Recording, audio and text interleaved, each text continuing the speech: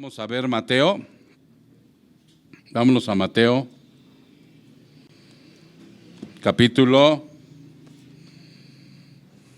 27, y vamos a ver del capítulo 27, y vamos a ver del versículo 33 al 44. Ahí pueden ustedes ya ver la imagen, ¿sí? En una predicación expositiva. Y les digo que cuando yo llego a predicar la crucifixión de Cristo, siempre hay dolor, también hay gozo, porque esta crucifixión de nuestro Señor Jesucristo marca nuestra salvación y es lo que celebramos todos los domingos: su muerte, su sepultura y su resurrección. Es lo que celebramos todos los domingos como pueblo, pero todos los días recordamos esto. No necesitamos una semana ni días especiales para recordar lo que hizo el Señor en la cruz. ¿Estamos de acuerdo, hermanos? Que nosotros debemos de tener en nuestro corazón todos los días de nuestra vida este evento tan precioso. Es la culminación de la obra redentora. Cuando Él dice consumado es que todo ha terminado, lo ha hecho todo a favor de nosotros para glorificar al Padre, y eso no tiene precio. Por esa razón, muchos de mis hermanos que llegan a la comprensión, al entendimiento y al gozo de estas situaciones, pues no les queda más que rendirse a Cristo y obedecerle hasta donde lo humanamente sea posible y hasta donde humanamente Dios le dé las fuerzas para hacerlo. ¿Ok, mis hermanos? Así que vámonos a la porción. En muchas Biblias el subtema dice la crucifixión. La crucifixión. ¿Ya están ahí mis hermanos? ¿Ya aprendieron sus Biblias? ¿Ya abrieron sus Biblias? Los que no traigan Biblias, ahí están los versículos. Y dice: cuando llegaron a un lugar llamado Gólgota, que significa lugar de la calavera, le dieron a beber vino mezclado con hiel, pero después de probarlo no lo quiso beber. Y habiendo crucificado a Jesús, se repartieron sus vestidos echando suertes, y sentados lo custodiaban allí. Pusieron sobre su cabeza la acusación contra él que decía: este es Jesús, el Rey de los judíos. Entonces fueron crucificados con él 2 ladrones, uno a la derecha y el otro a la izquierda. Los que pasaban lo injuriaban, meneando la cabeza y diciendo: tú que destruyes el templo y en 3 días lo reedificas, sálvate a ti mismo. Si tú eres el Hijo de Dios, desciende de la cruz. De igual manera, también los principales sacerdotes junto con los escribas y los ancianos, burlándose de él, decían: a otro salvó, a él mismo no puede salvarse. Rey de Israel es, que baje ahora de la cruz y creeremos en él. En Dios confía que lo libre ahora si él lo quiere, porque ha dicho: yo soy el Hijo de Dios. En la misma forma lo injuriaban también los ladrones que habían sido crucificados con él. Vamos a orar. Padre, te damos muchas gracias, Señor, por estos textos tan preciosos, en donde tú fuiste ahí al Calvario, Señor, entregaste tu vida para que nosotros fuéramos salvos, Señor. Proclamaste un triunfo en ese Gólgota, para que yo hoy, Señor, gozara de la libertad, tanto del mundo, de mi pecado y de Satanás. Y estamos agradecidos, reunidos, Padre, para honrar eso que hiciste por nosotros. Hoy lo vamos a recordar, Padre. No sé qué emociones vayan a cruzar por nuestro espíritu, por nuestra alma, pero yo te ruego, Señor, que el entendimiento que llegue a mis hermanos sea para que ellos agradezcan con su obediencia a la santidad que tú pides y sea transformada su vida, Señor. Que no haya obstáculo, Padre, que no puedan ellos enfrentar con el poder de tu Espíritu Santo para dar la honra y la gloria a lo que tú hiciste. Cuando nosotros decimos, mi Señor, honra y gloria a ti, no queremos que sea una palabra mecánica en nuestros labios. Queremos que realmente tome la forma práctica del agradecimiento vívido, Señor, en nuestras vidas. Algo que se arraigue profundamente, Señor, para que desarraigue todo aquello que se ha insertado como perverso y malo en nuestro ser. Y que ahora tú, Señor, trabajando con nosotros, día con día, nos enfrentas a esto, Señor. Y te damos gracias. No estamos solos, estás tú con nosotros. Bendito seas, Padre. Todo esto te lo pedimos en el precioso nombre de Cristo Jesús. Su pueblo dice, amén. Ok, ahora sí, hermanos, vamos a desempacar esta palabra porque recuerdan que nuestro Señor Jesucristo, caminando rumbo a la crucifixión, lo ayudó, vimos la vez pasada que lo ayudó un hombre llamado Simón, que era del poblado de Cirene, ¿ok? Y le ayudó a cargar una pesada carga que era el madero. Ese madero, según los historiadores, porque si ustedes se dan cuenta, a veces los evangelistas fueron muy prácticos en manifestar las situaciones del Señor Jesucristo. Omitieron algunos detalles, pero ahí están esos detalles, y a veces la misma historia nos revela cómo era esta pesada carga de la cruz que Simón de Cirene ayudó a cargar al Señor. Según los datos de las crucifixiones de aquellos tiempos, o sea, se cargaba el puro madero vertical. El madero horizontal ya estaba en el patíbulo, en el Gólgota. Había ahí siempre tres especies como de algo donde se pone el fundamento así, de madera, donde entraban los palos verticales. Esos estaban permanentes ahí. Entonces, lo que cargaban era el puro madero vertical, pero estaba muy pesado. Muchos dicen que frisaba entre los 80 y 90 kilos el famoso madero vertical. Entonces, por eso le ayudó a cargar, porque nuestro Señor iba totalmente aniquilado por los golpes que vimos la semana pasada, ¿recuerdan? ¿Alguien recuerda cómo se llamaba el látigo? Porque de ahí parte el nombre, la flagelación. Era un flagelo, era un látigo de cuerdas de acero, ¿no? De donde pegaba, rasgaba. Entonces él realmente lo castigaron muy fuerte. No fueron 39 azotes. No se sabe, la Biblia no data aquí cuántos azotes fueron, pero realmente lo castigaron muy fuerte, al grado de que se le pudieran ver sus órganos interiores a través de los latigazos, ¿no? que le propinaron. Entonces, por esa razón, le obligaron a Simón de Cirene a ayudarle a cargar ese madero vertical. Este encuentro que tuvo Simón, donde lo obligaron, porque no fue algo que él hizo así de, yo te ayudo, Señor, sino iba pasando, era un peregrino que venía del poblado de Cirene, y lo agarraron los romanos y lo obligaron a llevar la cruz. Yo me imagino que él inclusive hasta pudo haber puesto cierta renuencia, ¿no?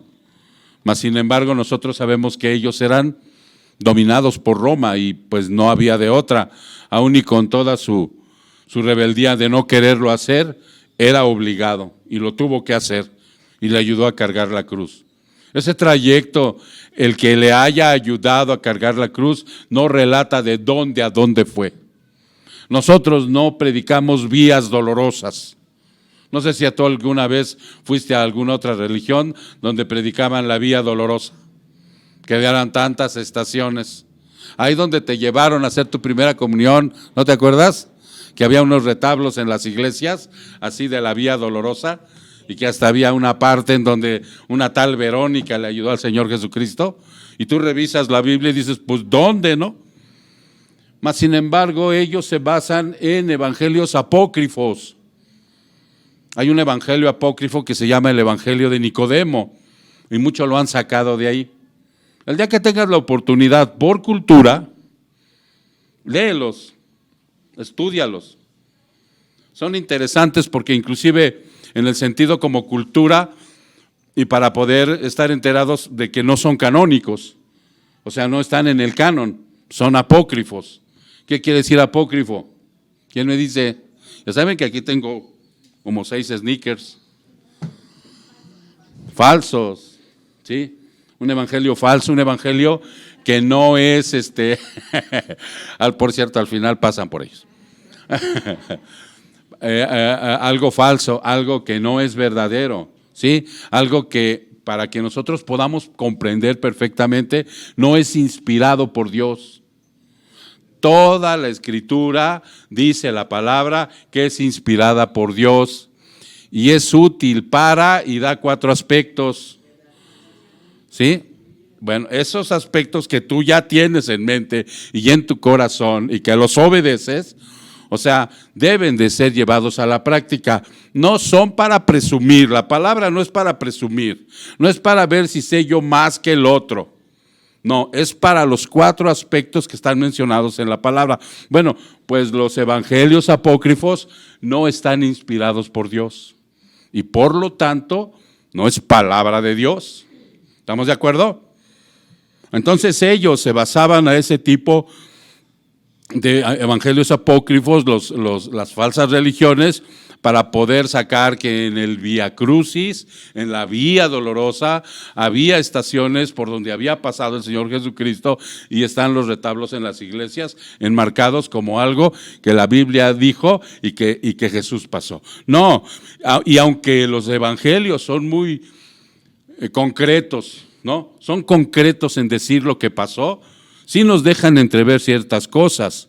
Y entonces en el momento en donde obligaron a Simón a llevar la cruz de nuestro Señor, ahí, por lo que dice más adelante un pasaje de Romanos, pudo haber sido la parte primordial, el día esencial para Simón, en donde pudo descubrir su llamado de nuestro Señor a su vida.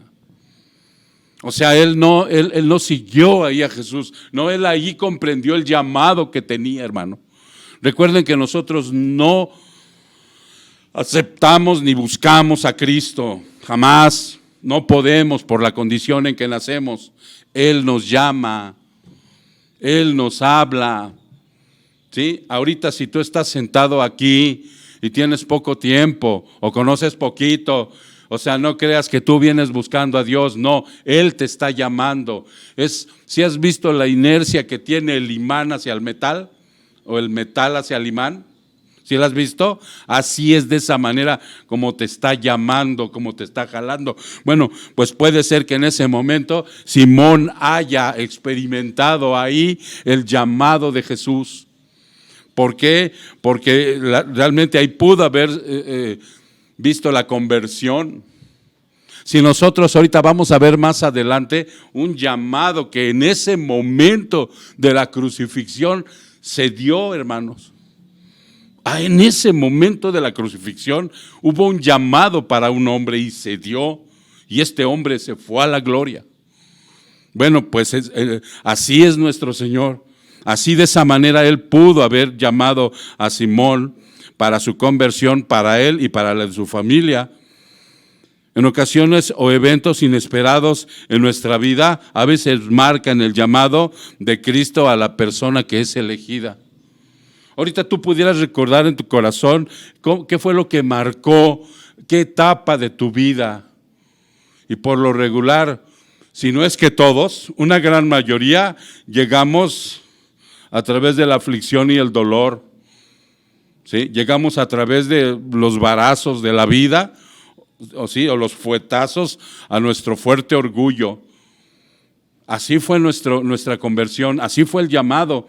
Cuando más estaba la vida que parecía que no tenía remedio, llegó el Señor y extendió su mano y me sacó de ahí.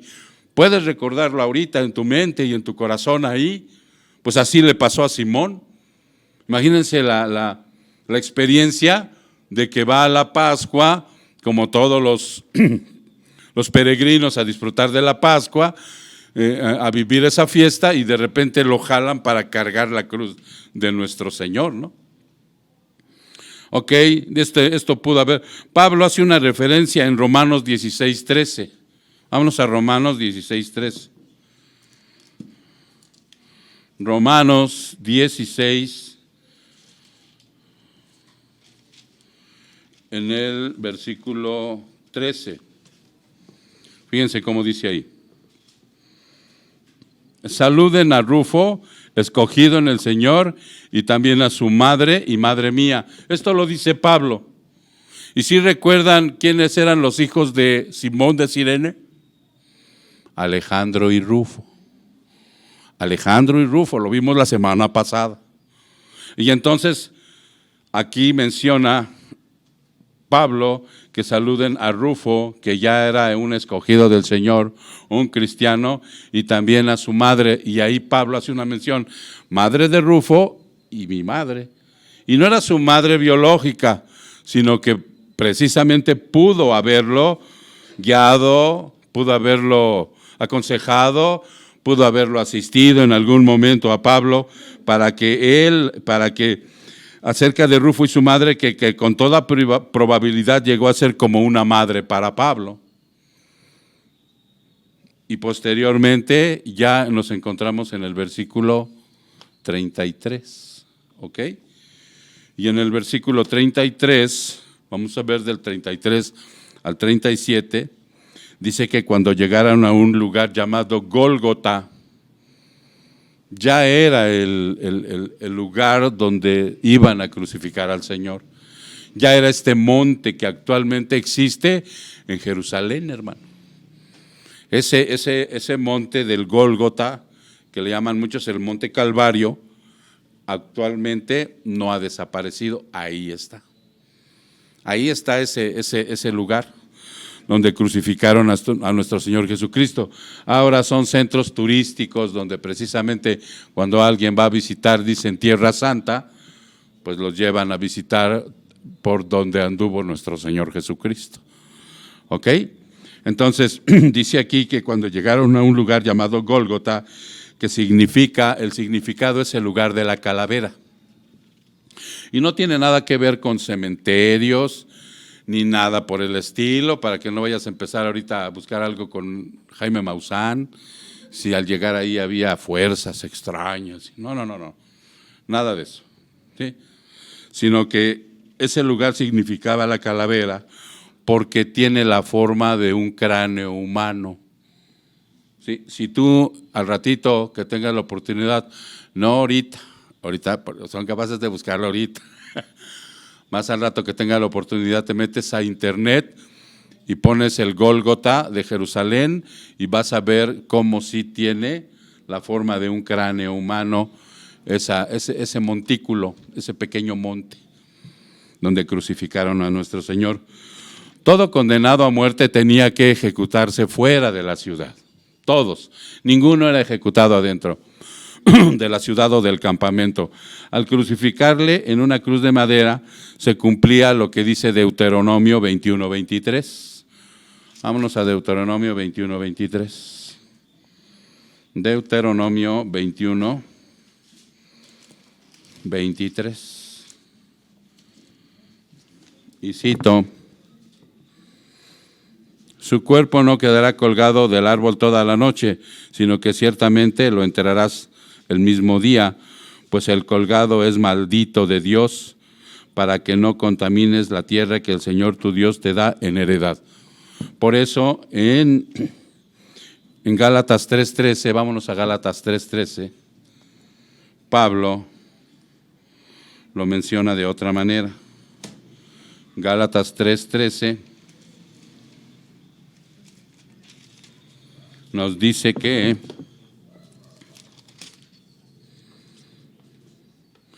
Cristo nos redimió, Cristo nos salvó, ¿sí? Cristo nos redimió de la maldición de la ley, habiéndose hecho maldición por nosotros, porque escrito está: maldito todo el que cuelga de un madero. O sea, él está citando Deuteronomio, porque así era, todo el que colgaban de un madero, de un árbol, algo que contuviera madera, para ellos era maldición. Entonces, él se hizo maldición por nosotros sin serlo. Entonces, por esa razón, tenía que ser fuera de la ciudad, tenía que ser un lugar visible, algo que todo mundo, por lo general, pudiera observar. ¿Para qué? Tenía que ser visible. ¿Para qué y para quién? Para la población, hermanos, para toda la población, que esa población viera cuál era el precio que se tenía que pagar por levantarse en contra de Roma.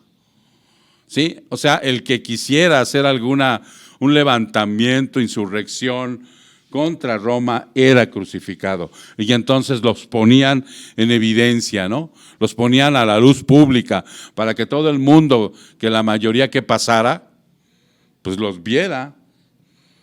Y entonces tuvieran temor de poder levantarse contra Roma en algo.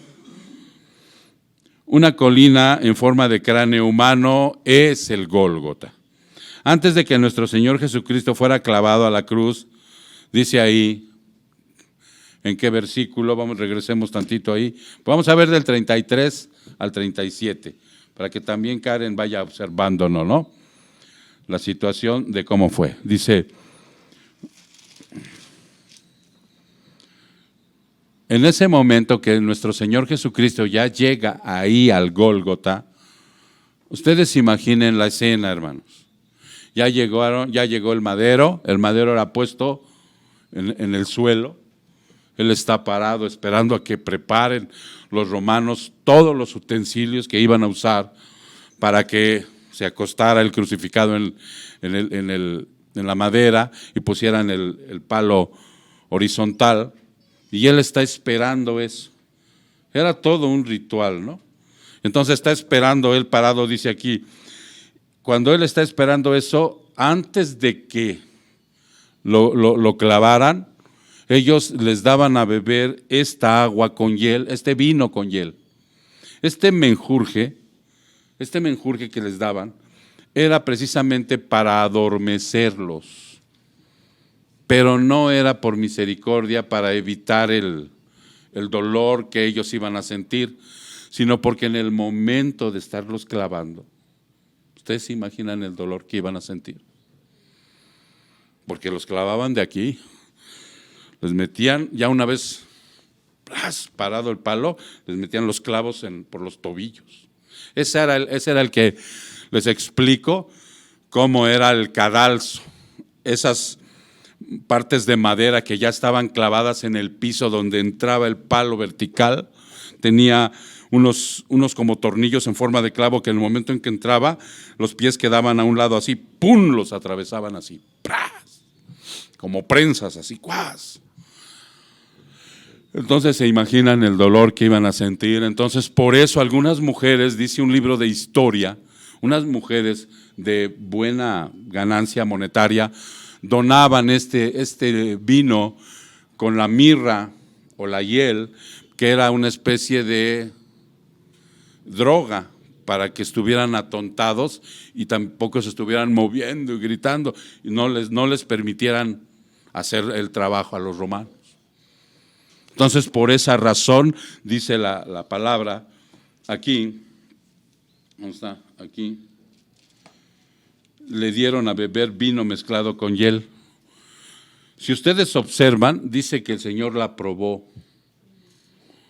La probó, dice que, y en el momento en que sintió que no tenía que hacerlo, porque se iba a adormecer, y él no quería estar adormecido, porque quería estar con sus 5 sentidos puestos como había estado desde la vez de que lo agarraron hasta el momento en que estaba ahí, había estado en sus 5 sentidos, quizás atontado y adormecido por los golpes probablemente, ¿no? Ya de una manera cansada y lacerado, pero en sus 5 sentidos. En ningún momento había entrado algo en su cuerpo que hiciera que se atenuara el dolor. ¿Sí se entiende, hermanos? Ese era el punto que él estaba viviendo y dijo, no, él dijo, no lo quiso beber, dijo, no, lo que yo tengo que pasar, dice aquí, lo que yo tengo que pasar. ¿Dónde me quedé? Sí, era lo que él tiene que pasar, lo tenía que pasar en vivo y a todo color. No tenía que estar con ningún narcótico en su cuerpo. O sea que ese brebaje se consideraba como un narcótico cuando se mezclaba con mirra. ¿Sí recuerdan que esa mirra fue un regalo de los sabios al Señor? El regalo de uno de los sabios a nuestro Señor Jesucristo cuando tenía aproximadamente, ¿cuánto tiempo tendría Jesús cuando que le llevaron los regalos los sabios? Días. 2 años. Tenía aproximadamente 2 años. Vamos a ver si esto es cierto, porque les digo que aunque los evangelios son muy concretos, te dan la luz. Te dan la luz para que tú veas exactamente, porque en todas las películas los sabios llegan cuando él está naciendo en el pesebre. Y no es verdad, ¿no? Entonces vamos a ver Mateo 2:11. Vamos a ver Mateo, capítulo 2, versículo 11. ¿Ok? Dice, entrando en la casa, vamos a ver del 10. Cuando vieron la estrella se regocijaron mucho con gran alegría. ¿Quiénes? Los sabios, o los famosos reyes magos que les dicen, ¿no? Entrando en la casa vieron al niño. ¿Dónde ven ustedes la diferencia ahí? No, entrando en su casa. No, si no hubiera dicho, entrando en el establo, donde estaba el pesebre, ahí el niño estaba naciendo. No dice así, entrando en su casa. Sí, entrando en su casa. ¿Dónde me quedé? Me pierdo. Ajá, entrando, vieron al niño con su madre María y postrándose lo adoraron y abriendo sus tesoros le presentaron obsequios, oro, incienso y mirra. Más adelantito está la huida a Egipto. Y ustedes saben que la huida a Egipto fue precisamente porque Herodes mandó matar niños de ¿cuántos años? De 2 años para abajo. Por aquello de, ya sabían exactamente. Entonces, eso es lo que representó la mirra, hermanos, que le dieron en aquel entonces cuando era un niño de aproximadamente 2 años. Ese era el dolor, lo amargo que tenía que, como representado, ¿no? Y antes de poder él tomar el narcótico, se dio cuenta que tenía que ser muy estoico, mi Señor, para poder, sin ningún narcótico en su cuerpo, en su mente, en su espíritu, poder resistir todo lo que te iba a tener que pasar. Ya había pasado más de la mitad de ese sufrimiento y ese dolor a través de los azotes, las humillaciones, el abandono de los suyos, en fin, ya iba muy deteriorado, mi Señor. La copa que nuestro Señor aceptó beber incluía este cuadro de dolor. La copa que el Señor había aceptado beber, porque recuerdan que le dijo al Padre, si es posible que pase de mí esta copa, sino que sea como tú quieras hacerlo en tu voluntad, le dijo al Señor. Pero si es posible, y le dijo el Padre, no hay otra posibilidad, tiene que ser de esa manera. Tengo que dejar que sientas el abandono de mí para que tú puedas hacer el cuadro redimido de todo lo que es. Bueno, pues esa copa incluía también ese cuadro de dolor, lo que iba a vivir, que estaba dispuesto a soportar el Señor. Estaba en la disposición plena. A muchas personas que son a veces castigadas, muchas personas que son laceradas, que les hacen tormentos para que cedan a algo, terminan cediendo al dolor. Terminan, porque es indescriptible, hermanos. La semana que entra vamos a dar un cuadro acerca de cómo inclusive médicamente lo relatan. No, fue espantoso, cómo los órganos, todo, o sea, fue algo doloroso, que nadie de veras puede concebir esto. El dolor en gran manera físico y emocional, por esa razón se negó a beber ese brebaje. Él había aceptado la voluntad de Dios, lo que incluía esta copa, hermano. Él lo había aceptado y con anterioridad. Cuando yo les prediqué acerca de Getsemaní, yo les dije que Él se paró ahí victorioso. Él se paró vencedor. Él tenía el poder cuando se paró de Getsemaní. Ellos tenían la fuerza, pero Él tenía el poder. Ya no había cómo lo pudieran vencer. Fíjense lo que dice Mateo 26, 39. Mateo 26, 39.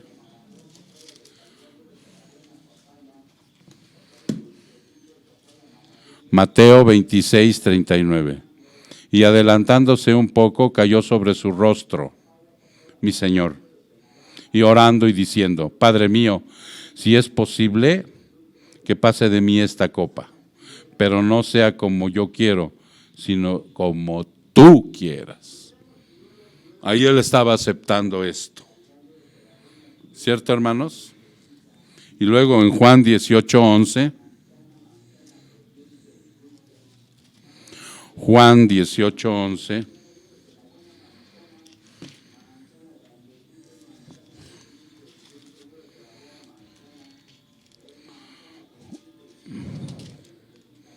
Juan 18, 11 dice: Jesús le dijo a Pedro: mete la espada en la vaina, la copa que el Padre me ha dado, ¿acaso no he de beberla? Él ya había levantadose victorioso de Getsemaní para enfrentar todo, por eso se negó a tomar el brebaje.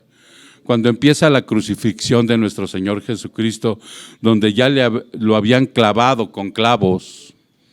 Si ustedes alguna vez han tenido la visión de estudiar los evangelios y irse directamente a la crucifixión para ver si encuentran algún detalle en el momento de la crucifixión, se van a encontrar con que en la crucifixión no hay detalles. No hay detalles de clavos, de martillos, de nada de eso, no hay. Lo único que dice es que lo crucificaron en los 4 evangelios. No hay.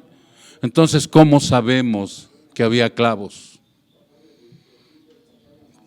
¿Por la historia? ¿Por la historia sabemos por qué los clavaban así? No, la Biblia da un índice. ¿Cuál, Luis? A ver tú.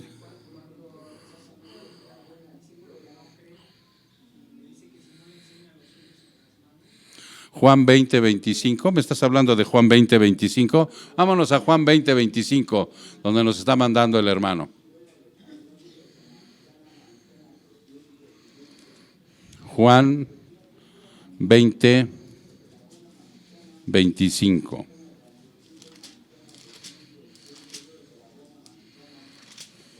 Y cito. Es más, voy a leerlos desde el 24. Tomás, uno de los 12, llamado el Dídimo. ¿Sí saben por qué le decían el Dídimo? Porque tenía un gemelo. Tomás era incrédulo. ¿Y saben quién era ese gemelo? Tú y yo, hermano. Tú y yo. El Dídimo. No estaba con ellos cuando Jesús vino. Entonces los otros discípulos le decían: hemos visto al Señor. Pero Él les dijo: si no veo en sus manos, la señal de los clavos, y meto el dedo en lugar de los clavos, y pongo la mano en el costado, no creeré. Las mujeres habían estado en la crucifixión. Las mujeres habían estado hasta el último momento, que fue bajado por José de Arimatea y Nicodemo. Ellas vieron todo, ellas informaron posteriormente. a los discípulos cómo había sido la crucifixión. Por eso el Dídimo se atreve a versionar esto. No, yo hasta que no, las mujeres dijeron que lo clavaron así, porque ellos no estuvieron ahí.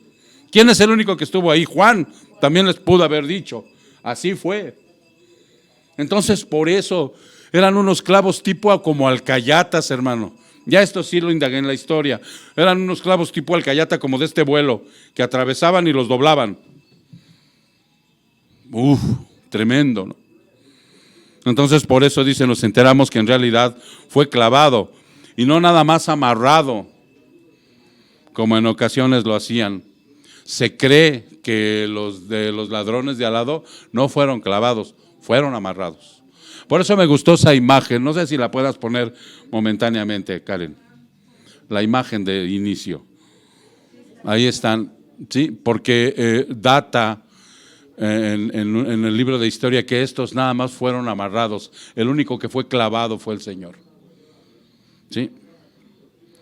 Entonces dice, Mateo nos muestra los detalles de la crucifixión, más bien nos relata, no nos muestra los detalles de la crucifixión, ni los demás evangelios, pero sí nos relata el carácter de los verdugos, el carácter de los que estaban ahí. ¿Qué hicieron? ¿Qué pensaron? ¿Cómo reaccionaron? ¿Qué fue lo que hizo? ¿Por qué se manifestaron de esa manera los verdugos? Los primeros verdugos, dice aquí que Mateo, fueron los soldados asignados a la tarea de crucificarlo. Ténganlo por seguro que estos hombres eran totalmente ya insensibles al dolor que los reos padecían en ese momento. Iban yo creo estaban comiendo y los estaban crucificando, ¿no? Les estaban golpeando, les estaban metiendo los clavos, los estaban viendo morir, porque a veces tardaban en morir días. Nuestro Señor tuvo que ser así porque así estaba escrito, pero sí influyó la golpiza que le dieron, o sea, lo deterioraron tan fuerte, y a pesar de ser un hombre perfecto, un hombre, yo me lo imagino a mi Señor atlético, no musculoso, sino atlético nada más, y al fin perfecto, pues sano, ¿no? O sea, pero la golpiza que le dieron fue para matarlo. Otro hombre común y corriente no lo hubiese resistido, mas sin embargo él tuvo que pasar eso. Y en ese momento, o sea, estos verdugos, Mateo recalca el carácter de estos verdugos ahí, porque si ustedes observan, si regresamos a Mateo, ¿sí? Estamos en Mateo 27, y habiendo crucificado a Jesús, se repartieron sus vestidos echando suertes, y sentados lo custodiaban allí. O sea, ellos se habían vuelto insensibles, y así sucedía con nuestro Señor Jesucristo. Ellos no lo reconocían, ni tenían la menor idea de quién era. Es más, ni les importaba. La ley de probabilidades dice que habían visto morir a mucha gente que tal vez era inocente. Estos hombres, estos verdugos, estos romanos, dice la probabilidad que no nada más Jesús era el único inocente, probablemente habían visto mucho que habían llevado ahí inocentemente. Huele como a incienso. No, aquí no quemamos incienso, hermano. Sale José Luis. Amén. No. Que era inocente de lo que se le acusaba, ¿no?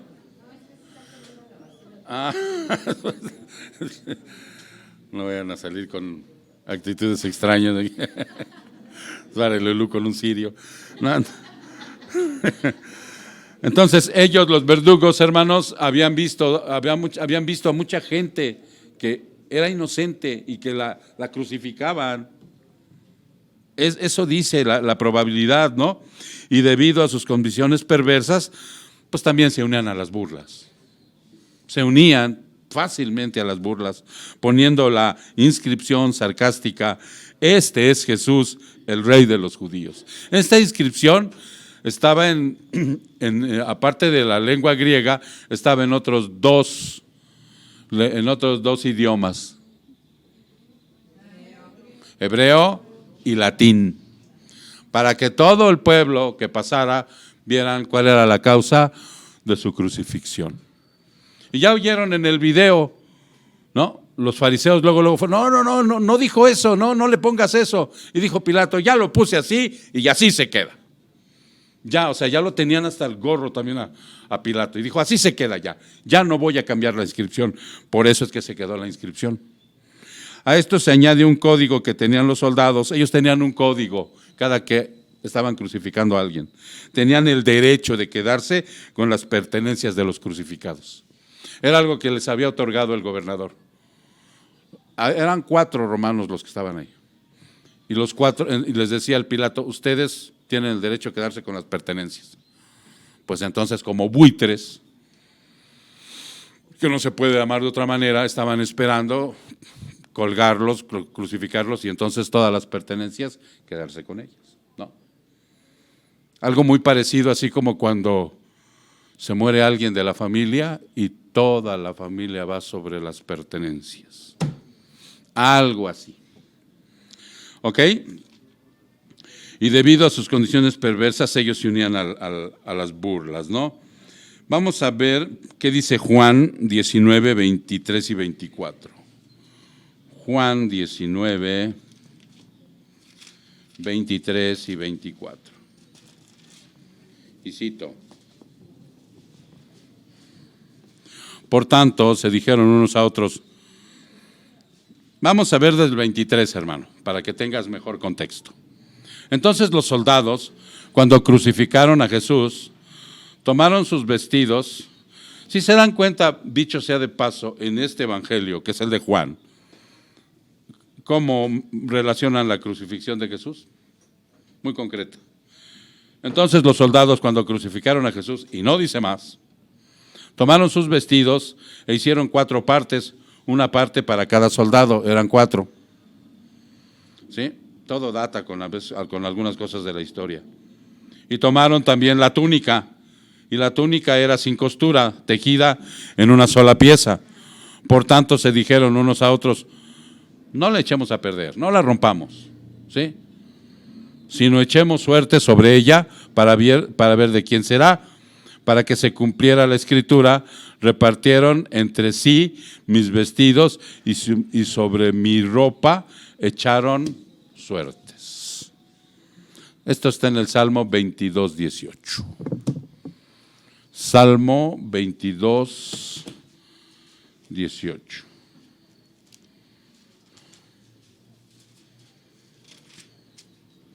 Y cito, se reparten entre sí mis vestidos y sobre mi ropa echan suertes. ¿Ok? Los soldados custodios tenían que estar ahí hasta que murieran. No se podían apartar de los crucificados. Era su trabajo. Ellos tenían que estar ahí. Y había un propósito, ya que evitaban que algún familiar o algún bien intencionado les librara del sufrimiento y fuera y los matara. ¿Sí? Les aventaron una lanza, no sé de qué tipo de muerte les podían dar antes de que agonizaran como tenía que ser. En el verso 38, ahí hay un cambio medio álgido, en donde se refiere, entonces fueron crucificados con él 2 ladrones, uno a la derecha y el otro a la izquierda. Estos fueron crucificados con él 2 ladrones, uno a la derecha y el otro a la izquierda. Estos tenían las mismas características que Barrabás, ya que si hubieran sido ladrones comunes y corrientes, no los hubieran crucificado, los trataban, les daban otro castigo. Solo tenían que ser insurrectos, malvados, perversos, que al que asaltaban lo mataban, o sea, eran homicidas también. Vivían en Palestina y lo más probable es que fueran judíos y tuvieron conocimiento de nuestro Señor Jesucristo, por lo que observaremos más adelante en el verso 44. Estos hombres, la Biblia en ninguno de los evangelios dice cómo se llaman, pero todos en la tradición los conocemos como. Ahora, aquellos que fueron buenos católicos deberán de saber cuál fue el buen ladrón. ¿Quién era? ¿Quién dijo? Ah, sí, no, estabas hasta de monjita. No, era Dimas el buen ladrón y el Gestas era el mal ladrón. Y esto está en un evangelio apócrifo, el de Nicodemo. Ahí mencionan los nombres de estos personajes, ¿sí? Pero sí, o sea, esto lo vamos a ver más adelante en el verso 44, no de los nombres. Esto fue un extra que les dije acerca de dónde lo sacaron, ¿no? Es más, como dato curioso y blasfemo a la vez, a Dimas está canonizado por la Iglesia Católica. Y todos aquellos que no quieran ser asaltados en las combis y todo, le oran a Dimas, salen y interceda, ¿no? Les digo que donde quiera se cuecen habas. Pero en fin, los que pasaban, vamos a ver del 39 y 40. Los que pasaban lo injuriaban meneando la cabeza. Miren, ahí está otro sector de la gente, otro sector perverso de la gente, que son los más cabezones a mi parecer. A ver qué te parece a ti. Los que pasaban lo injuriaban y meneaban la cabeza. Cuando algo no te parece, ¿cómo haces? Así pasaban y decían.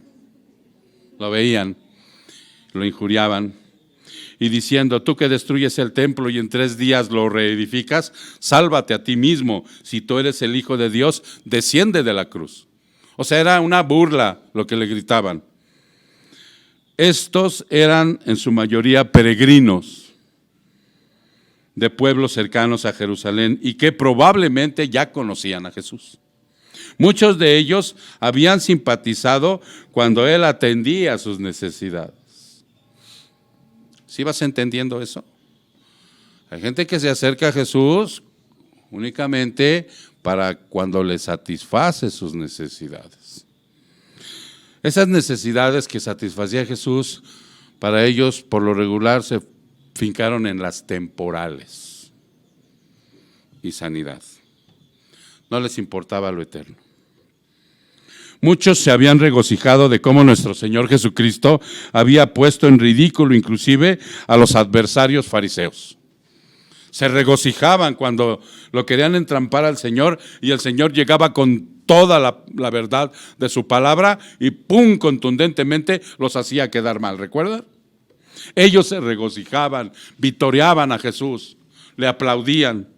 Muchos le habían dicho Hosana. ¿Quién recuerda dónde le gritaron al Señor Hosana, Hosana, Hijo de David? En la entrada triunfal. El domingo de Ramos que le dicen. En la entrada triunfal muchos le gritaron. Era gente extraviada y confundida en una fe religiosa. Y cuando nuestro Señor Jesucristo les dio alimento, tanto materialmente como espiritualmente, quedaron complacidos, pero temporalmente. Ahora estos malagradecidos y volubles, ¿sí saben lo que es una persona voluble? Es una persona que cambia frecuentemente de su manera de ser. O sea, ya más profundo, les llaman bipolares, ¿no? Y hay otros que parecemos osos polares, pero esa es otra cosa. Solamente habían aceptado a Jesús solo cuando Él satisfizo sus necesidades. Solamente. Le injuriaban, se sentían ofendidos en su dignidad. O sea, porque así es una persona voluble, hermano.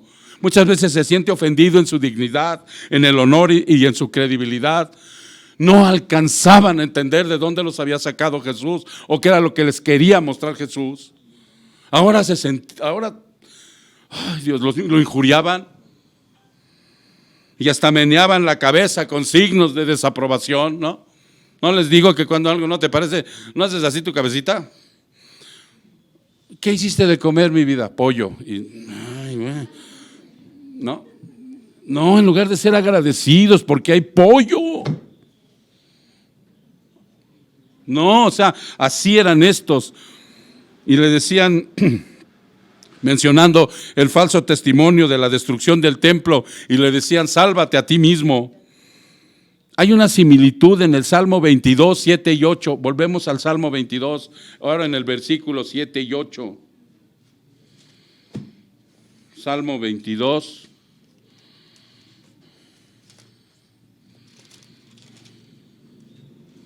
Ahora en el versículo 7 y 8. Todos los que me ven de mí se burlan, hacen muecas con los labios, menean la cabeza diciendo que se encomiende al Señor, que Él lo libre, que Él lo rescate, puesto que en Él se deleita. Y decían, bájate de la cruz. No era suficiente para esta gente voluble verlo morir agonizando en la cruz. No era suficiente, hermanos. Ahora estos insensatos que hacía pocos días lo habían aclamado como hijo de David, hoy lo condenaban por blasfemo, nuestro Señor. Hoy muchos son como estos de aquellos días, hoy en la actualidad. Han estado en iglesias, hermano. Han oído las verdades que se dicen en las iglesias del Evangelio y saben que nuestro Señor Jesucristo es el Hijo de Dios. Se han bautizado, han hecho profesión de fe y han asistido con regularidad a algunas iglesias, pero debido a que nuestro Señor Jesucristo no cumple sus peticiones mundanas o en su defecto religiosas, y que ambas son egoístas, van incomodándose de una manera sistemática. Mira, así, a veces lento, sutil, se empiezan a incomodar, como que ya no, como que esto ya no es posible. O sea, se van incomodando sistemáticamente para preparar ¿qué? La siguiente huida.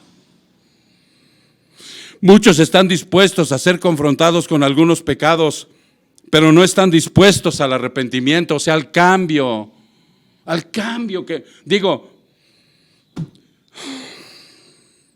estos aún se burlan de Jesús, igual que los del primer siglo. Desprecian su justicia, su señorío y su verdad. Por su fruto los conoceréis. Por el fruto los conoceréis, dijo el Señor. Vamos a pasar al versículo 41 y 43 para ir cerrando. Ahora este otro grupo de burlones crueles, porque este es otro grupo. Velos viendo, están los verdugos. Ahora están los que te les digo que para mí eran peor que los primeros, ¿no? Aquellos que supuestamente conocieron a Jesús y que Jesús hizo algo por ellos. Y al tiempo, bye bye. Ahora está este otro grupo de burlones crueles, escarnecedores. Ellos habían tramado su muerte casi durante 3 años. ¿Cuáles son estos, hermano? Si nosotros regresamos al versículo 41 y 43, fíjense lo que dice aquí. De igual manera, también los principales sacerdotes, junto con los escribas y los ancianos, burlándose de él, decían a otros salvó, a él mismo no puede salvarse. Rey de Israel es quien baje ahora de la cruz y creeremos en él. En Dios confía que lo libre, ahora sí, él lo quiere. Ahí están este grupo de burlones. Estos son los sacerdotes, los fariseos. Durante 3 años de ministerio de nuestro Señor Jesucristo, 3 años, ellos fueron los principales líderes, autoridades espirituales del judaísmo, y ellos dedicaban toda su vida al estudio de la palabra. O sea, ellos respiraban eso, ellos comían eso, ellos todo el tiempo estaban ahí. Se dedicaban a eso, a la palabra de Dios y a sus tradiciones rabínicas. Debido a que se les consideraba como la religión verdadera, no nada más eran considerados en Israel así, sino en muchas naciones.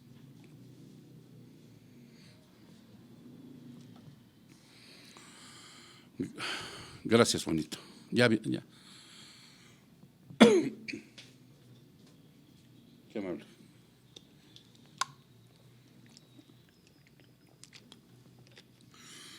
Dice que no nada más eran considerados así en Israel, sino en muchas naciones como verdaderos maestros y el conocimiento de Dios. Ellos debieron ser los principales en apoyar, en creer y seguir a Jesús. Ellos debieron ser los principales, hermanos, como el Mesías. Y no nada más lo despreciaron, sino que influyeron para que toda también la nación lo hiciera. Un sentimiento de superioridad llegaba al colmo al dirigir estas palabras. No veían ni se dirigían a nuestro Señor Jesucristo cuando ya en el madero, sino que se dirigían a los otros burlones. No se dirigían ni siquiera a Jesús, estaban hablando con los otros burlones que estaban ahí. Pero a diferencia de ellos, ellos mismos agregaron a aceptar los milagros, prodigios y señales. Tú que salvaste a otros, ¿sí? Ellos sabían que Jesús, nuestro Señor, había salvado a muchos. Les había dado una nueva oportunidad. Los había sacado de la lepra, de la ceguera, los había traído de muchas cosas, ¿no? Por eso ellos estaban considerando. Pero su perversión y ceguera era tan grande que ni siquiera le atribuyeron eso a Dios. Esos prodigios y milagros, cuando dijeron, ¿tú que salvaste a otros? ¿A quién se lo atribuyeron, hermano, de nuestro Señor? A Belzebú, exactamente, por el demonio. Y afirmaban con palabras retando satánicamente como su padre el diablo, si confías en Dios, ¿recuerdan en las tentaciones? Por eso Jesús les dijo, su padre es el diablo, no tienen oportunidad. Si confías en Dios, le dijeron, dile que te libre ahora. Ellos realmente no creían que nuestro Señor Jesucristo confiara en Dios. Lo creían que era un fraude como Mesías. Estaban totalmente ciegos, pues no habían visto a través de la profecía cómo vendría el Cristo. No lo discernieron así. Ellos sabían mucho de religión, pero no tenían una relación con Dios. Ellos se jactaban sentarse en la cátedra de Moisés, pero no practicaban lo que Moisés decía. Ese era el otro sector de burlones, ¿no? Ahora regresamos al verso 44. Ahí está Jesús en la cruz. Ya está en la cruz Jesús. Ya está padeciendo lo que vamos a ver la semana siguiente. Ya está viviendo esos dolores y esa agonía de la asfixia, de las contracciones, de los dolores musculares, de la ¿cómo se dice? Que se desarticula. Desarticulación de sus músculos. Ya estaba viviendo el Señor todo eso, un sangramiento copioso. Ya lo estaba viviendo, ¿sí? El corazón perverso es fácilmente manipulable por otros. Un corazón que es perverso manipula fácilmente otro corazón perverso. ¿Tú recuerdas tu pasado? ¿Cómo manipulaste y te manipularon perversamente? ¿Cómo viviste por años así, sacando ventaja, siendo una influencia nefasta, viendo tu conveniencia? Dice, igual que ellos eran ladrones, los que los influenciaron eran religiosos y un pueblo sin conocimiento, porque ellos estaban colgados, y al estar oyendo toda esta serie de burlas de todo el pueblo, de los soldados del pueblo, de los religiosos, al estar viendo esto, ellos fueron influenciados, porque ¿qué dice el versículo 44, hermano? ¿Qué dice? En la misma forma lo injuriaban también los ladrones que habían sido crucificados con él. Estaban siendo fácilmente influenciados. Se fueron, como dicen por ahí, con la voz del pueblo. Y lo empezaron a injuriar a Jesús también ahí. Ok. Dice aquí, los que los influenciaron eran religiosos y un pueblo sin conocimiento ni relación con Dios. Creo que ese era el motivo por el cual también estaban injuriando a nuestro Señor Jesucristo. Se habían ido con la voz del pueblo, mas sin embargo, uno de ellos era elegido, hermano. ¿Tú puedes entender eso? Uno de ellos era elegido. Eso a mí me quebranta, me emociona, me da la certeza de la predestinación. Uno de ellos era elegido. puesto que abrazado por el nuevo nacimiento, fue capacitado por la fe salvadora y el arrepentimiento, y por medio del Espíritu Santo llegó a ver en ese momento. ¿Cuánto tendrían, hermano, de tiempo ahí? Cuéntale, el Señor murió a las 3 de la tarde. ¿Cuánto tiempo tendría? ¿Cómo llegó a ver a nuestro Señor Jesucristo como su Dios y Salvador? Y declaró, Lucas 23.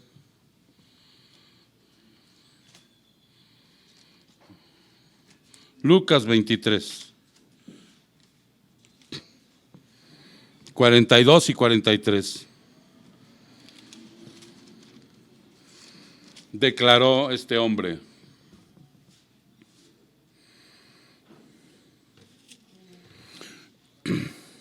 ¿A dónde me quedé?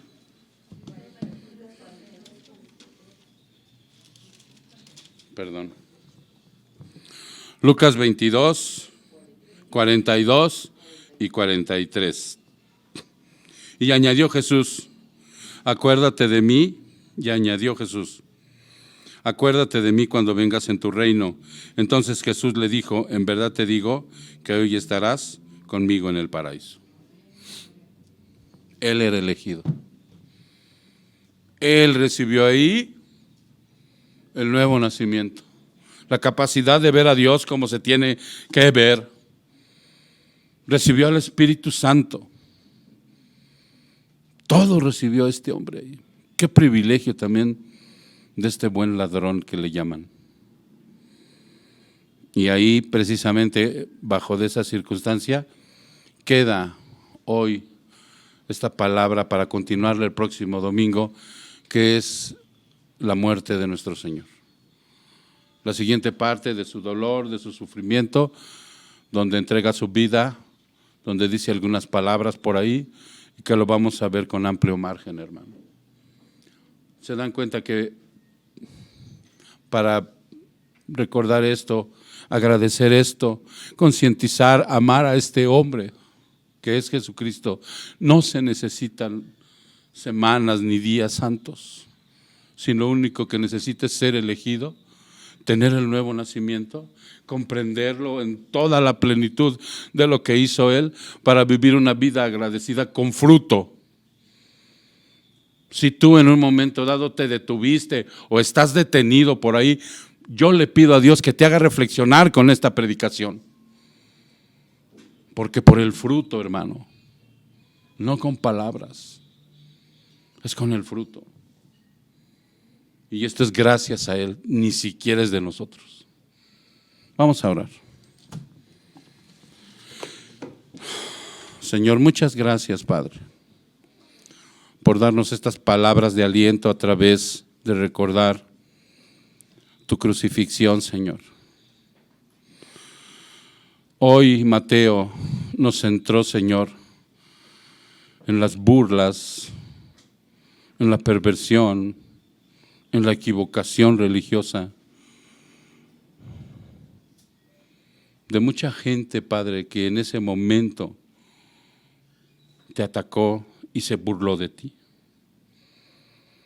Danos la gracia, Padre, para que todo esto, Señor, que se encuentre todavía inmerso dentro de mí,